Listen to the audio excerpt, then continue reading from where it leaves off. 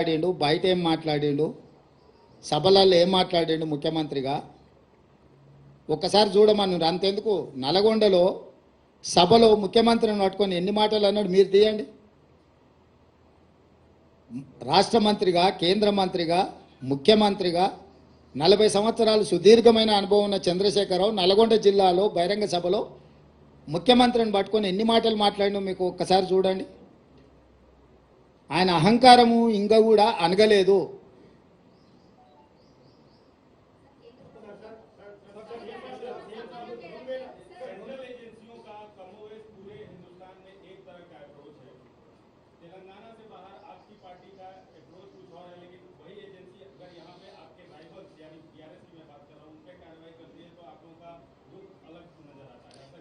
हमारा लुक कहीं पर भी अलग नजर नहीं आया।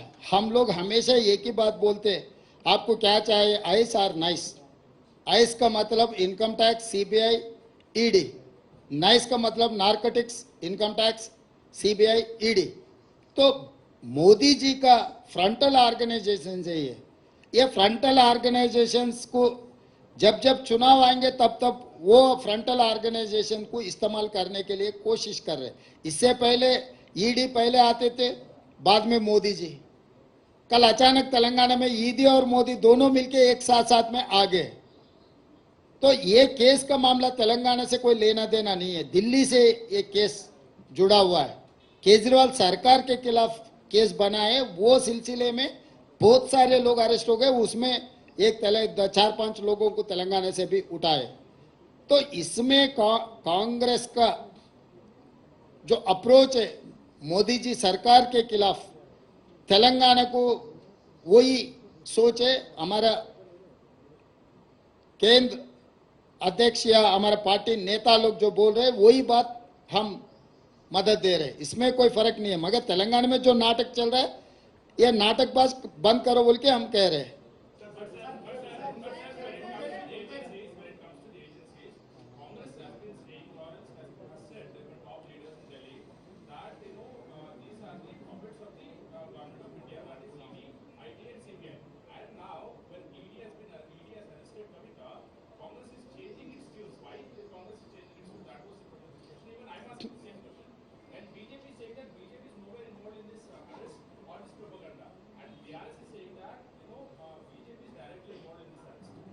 See, I don't change my stand. Still I am supporting my party stand. Here in tunes of Modi only they are playing. Just one day before the notification they have arrested Kavita for political benefit for BRS and BJP. They are acting like their frontal organization. So still my statement is same. I don't change my stand. This arrest also part of the politics influenced by Narendra Modi ji.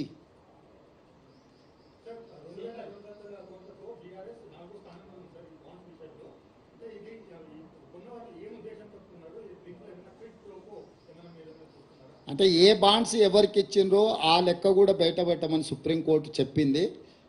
Bonds కొనుగోలు చేసిన సంస్థలు, నిధులు తీసుకున్న సంస్థలు ఉన్నాయి. కొనుగోలు చేసింది ఎవరు, ఏ సంస్థలకి బాండ్స్ ఇచ్చిందని తేలినప్పుడు నిర్దిష్టమైన ఆరోపణ చేయొచ్చు. ఆ వివరాలు లేకుండా మనం ఏది మాట్లాడినో గాల్లో మాట్లాడినట్టుగానే ఉంటుంది.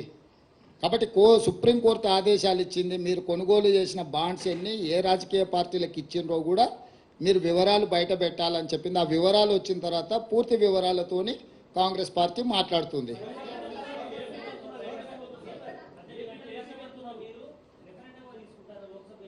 ఏందండి?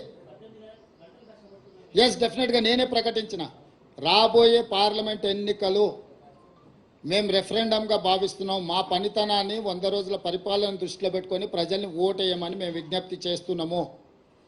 ప్రజలకు మేము స్పష్టంగా చెప్పినాము, మేము నిర్దిష్టమైన హామీలు ఇచ్చినాము, వాటిని తప్పకుండా అమలు చేస్తాము. మా పరిపాలనను కొలబద్దగా పెట్టుకొని మీరు ఓటేయండి అని చెప్తున్నాం. 10 ఏళ్ల మోడీ పరిపాలన, 10 ఏళ్ల కేసీఆర్ పరిపాలన, 100 రోజుల మా పరిపాలన మీ కళ్ళ ముందు ఉంది. ఈ మూడిటిని విశ్లేషించి మూడిటిని దృష్టిలో పెట్టుకొని ప్రజల్ని ఓటేయండి, ఇది మా ప్రభుత్వానికి రెఫరెండమే.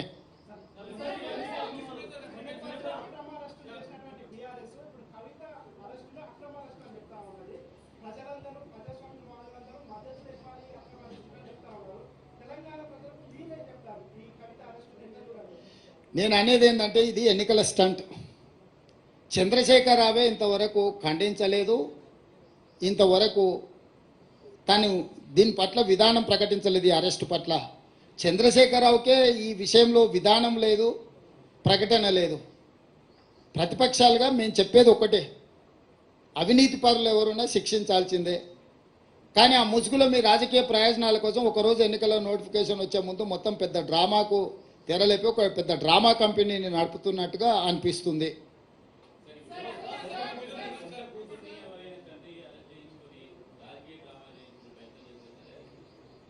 చారి గారు, తండ్రిగా కూతురుని అరెస్ట్ చేస్తుంటే రావాల్సిన బాధ్యత లేదా?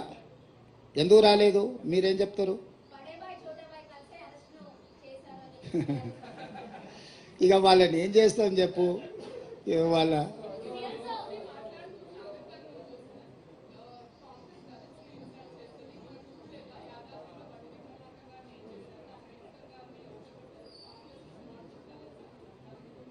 ఈ దేశానికి రాష్ట్రపతిని చేసింది దళితులను కాంగ్రెస్ పార్టీ, వివిధ రాష్ట్రాలలో ముఖ్యమంత్రులను చేసింది కాంగ్రెస్ పార్టీ, ఇక్కడ సిఎల్పి లీడర్గా దళితుని చేసింది కాంగ్రెస్ పార్టీ. ఇవన్నీ పక్కన పెడితే కాంగ్రెస్ పార్టీ అధ్యక్షుడు దళితుడు. సో మాకు దగ్గు నేర్పొద్దు. మోదీ గారికి ఏదైనా ఓట్లు వేయించుకోవాలన్న ఆలోచన ఉంటే ఏదైనా మాట్లాడమనుంది. బంగారు లక్ష్మణ్ కూతుర్ని అవమానించిండ్రు. జాతీయ అధ్యక్షుడిగా పనిచేసి బీజేపీ కుట్ర చేసి ₹1,00,000 లంచం కేసులో పార్టీ అధ్యక్షుడిని ఇరికిచ్చిండ్రు వాళ్ళే. అంటే ఒక దళితుడు వాళ్ళ పార్టీ అధ్యక్షుడు అయితే అతను 3 ఏళ్ళ సమయాన్ని కూడా పూర్తి చేయనీయలే. ఇవాళ వారి కుటుంబాన్ని వీధికి వదిలేసిండ్రు, బంగారు లక్ష్మణ్ గారి కుటుంబాన్ని. ఈ విషయాలన్నీ కూడా మోడీ గారు దృష్టిలో పెట్టుకొని వాటిని కూడా ప్రస్తావిస్తే బాగుంటుంది. టికెట్ కాదు, గౌరవం అన్న. నేను గౌరవం వేరు,